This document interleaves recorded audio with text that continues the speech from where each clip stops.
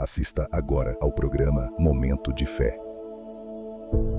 Meu amigo, minha amiga do rádio, eu quero hoje falar de um tema que nós temos abordado aqui no programa ao longo da semana. Você que está me acompanhando pelo Instagram, você consegue falar para a gente se você me ouve bem? Consegue me dizer, Pastor Alex, eu estou ouvindo muito bem, ou eu não estou te ouvindo, né? Dá um ok para a gente aí se você consegue nos ouvir bem no Instagram, tá?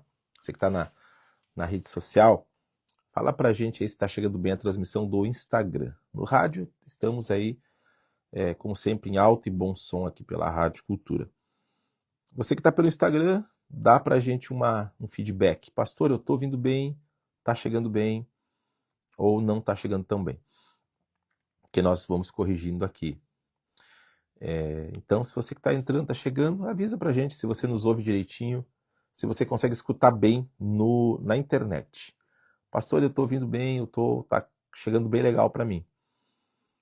Enquanto você vai me dando aí a atualização, eu quero falar de uma reflexão que eu acredito que ela vai agregar muito. Na Bíblia nós aprendemos tudo, mas existe algo que é o responsável pelo sofrimento de muita gente. E eu percebo, pela experiência que temos, que muita gente está sofrendo por situações que poderiam, veja bem, poderiam ser evitadas. Como assim, Pastor Alex? Vou explicar melhor. Muita gente está vivendo uma vida muito aquém da vontade de Deus, não porque Deus queira. A gente pensa às vezes que Deus que quer, mas Deus quer assim, né, Pastor Alex? Deus que quer, né, pastor? Mas eu vejo que não é isso. Deus não quer que a pessoa esteja sofrendo. Não é a vontade perfeita dele. Mas está acontecendo. E aí vem o questionamento. Por quê? É o que pensa aquela pessoa sem trabalho. Aquela pessoa que não consegue serviço.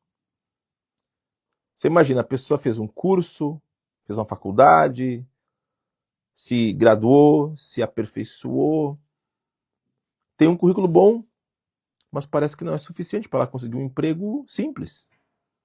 E ela bate tudo que é porta e ela quer saber o que está acontecendo. Porque ela não consegue trabalho. Da mesma forma, aquela pessoa que não consegue ser feliz na vida sentimental, não consegue sair das dívidas.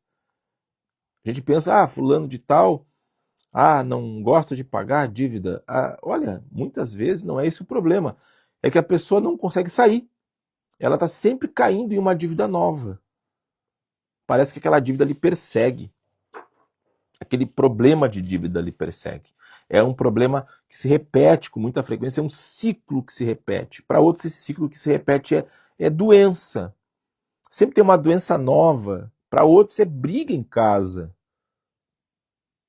E o que nós perguntamos é: por quê? Por que isso?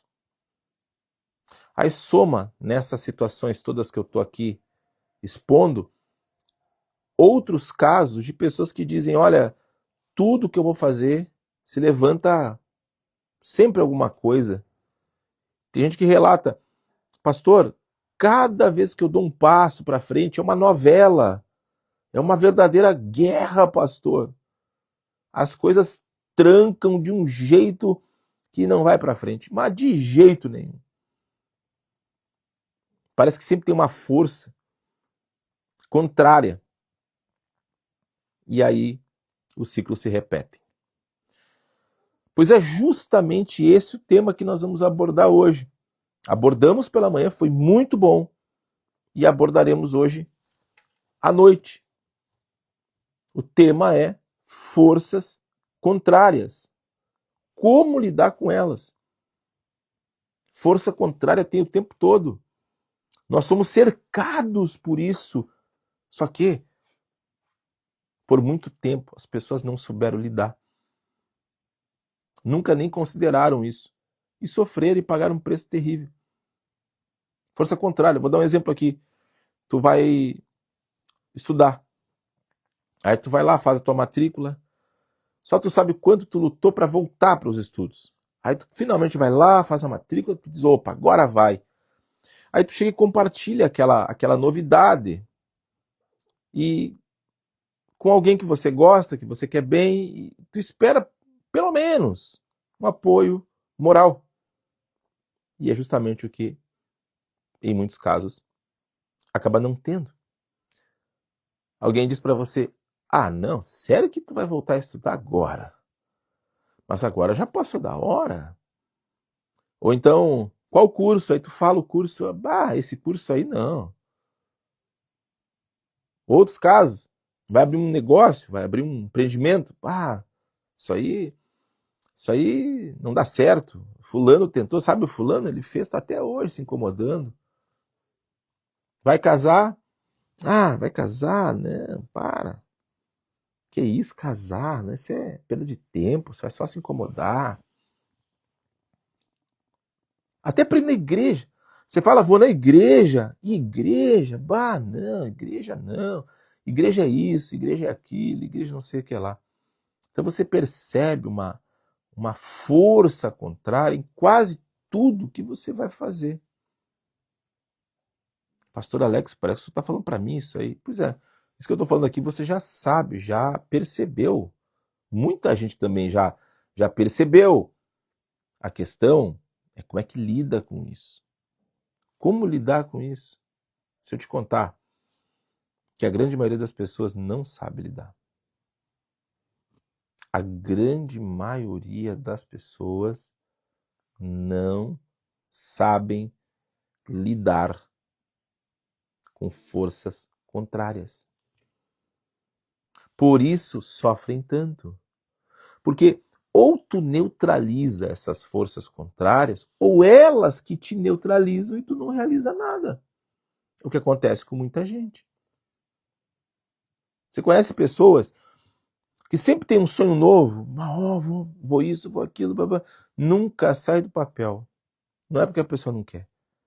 É que toda vez que ela vai tirar aquilo ali do papel, uma força contrária terrível vem contra ela e neutraliza. Então, ou eu neutralizo a força contrária, ou ela vai me neutralizar. Eu tenho que escolher. Ou eu neutralizo, ou eu é que vou ser o neutralizado. Eu tenho que saber lidar. Quando eu falo que a maioria das pessoas não sabem lidar, eu explico. Muita gente, quando sente uma força contrária, o que ela diz? Olha, eu não dou bola para essas coisas. Não dou bola. Eu não ligo. Podem fazer o que quiserem. Podem. Eu não acredito. Eu não ligo. Eu não dou bola. Tem gente que prefere ignorar. E eu diria a você que bom seria se a nossa indiferença, o ato de ignorar alguma coisa, nos desse vitória sobre isso. Pode funcionar para outras coisas. Tem coisas que você tem que ignorar mesmo. Eu até entendo. Mas isso não. Isso não é uma coisa que você vence ignorando. Eu, pelo menos, nunca vi. Tu não vence ignorando. Já tem outras pessoas que vão por outra linha. Lidam com essa força contrária, ou com essas forças contrárias, da seguinte forma. Tem os que não ligam, não dão bola. Tem os que dizem assim, eu não acredito nessas coisas, acredito em Deus. Tudo bem, mas entenda, não acreditar na força contrária não me torna invisível e imune a ela. Bom seria se eu simplesmente não acreditar, ou eu ser cético quanto a este tema, e isso me protegesse. Bom seria. Não é. Não funciona deste jeito. Não é eu não acreditando que aquilo ali vai deixar de existir. Não acredito nessas coisas. Não quer dizer que aquilo não exista. Só porque eu não acredito. E tem ainda outras pessoas que lidam com a força contrária, usando como argumento a sua própria boa conduta. Eu sou uma pessoa boa. Eu já ouvi tantas vezes. Eu sou uma pessoa boa, pastor Alex. Eu não faço mal para ninguém. Eu não sou perfeito ou perfeita, mas eu não faço mal para ninguém. Então, nenhum mal tem poder sobre mim. Que bom seria se fosse assim.